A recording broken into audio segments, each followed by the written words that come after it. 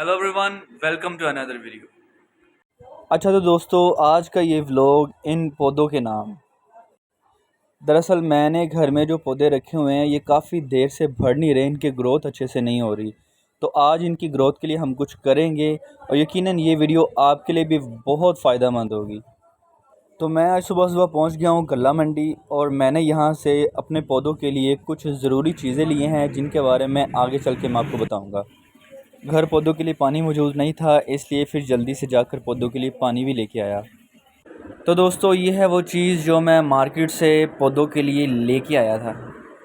ये है यूरिया, और इसके साथ जो दूसरी चीज़ है वो मैं लेके आया हूँ डीएपी। जैसे इंसानों की बीमारियों के स्पेशलिस्ट होते हैं, इसी तरह पौधों के स्पेशलिस्ट भी होते हैं। तो मैंने अपने एक दोस्त जो कि पौधों का स्पेशलिस्ट था, उससे पूछा है कि यार मेरे पौधों की ग्रोथ नहीं हो रही। उसने मुझे बताया है कि यार ये चीज़ें इस्तेमाल करो, इससे आपके पौधों की ग्रोथ होगी। अच्छा, तो ये भी मेरा एक प्लांट है, मनी प्लांट, और इसकी ये सही से ग्रोथ नहीं हो रही थी। ये इसका तना बहुत ही कमज़ोर है, इसको बहुत ज़्यादा ज़रूरत है इन सब चीज़ों की। तो हम इसको देंगे। सबसे पहले हम अपने गमले में से ये जो ज़रूरत की चीज़ें नहीं होती, मतलब कि ये बीज पड़े होते हैं जिनकी ज़रूरत नहीं होती, ये पौधों की जड़ों को ख़राब करते हैं, इन सब को हम निकाल देंगे।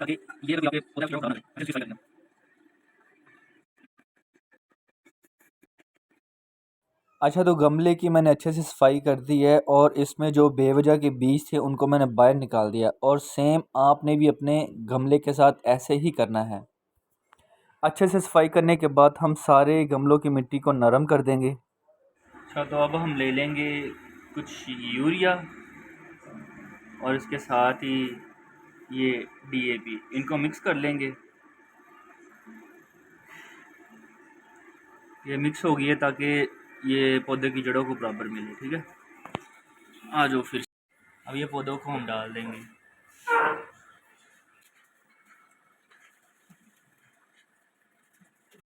सारे पौधों को इनकी ज़रूरत के मुताबिक यूरिया और डीएपी दे देंगे हम। इस सारे प्रोसेस के बाद हम आखिर पर दे देंगे पौधे को H2O, यानी पानी। हाँ जी।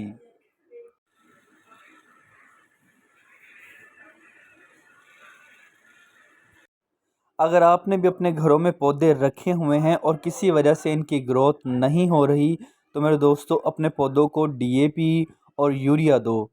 ये इनके लिए बहुत ज़्यादा ज़रूरी है।